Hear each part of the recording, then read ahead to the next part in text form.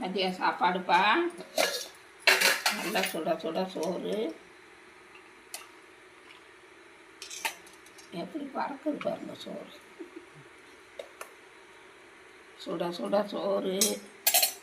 இன்றைக்கி வெங்காய வெந்தய வர ரசம், அதாவது கத்திரிக்காய் வறுவல், மிக்சரு, அப்புறம் ரசம்ப்பா. வெங்காய வெந்தய வர ரசம்ப்பா. இது நல்லாயிருக்கும்.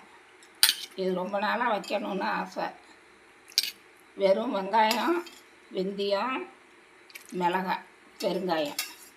இதுக்கு கருவேப்பிலை, கொத்தமல்லி எதுவுமே போடக்கூடாது. ரசம்ப்பா.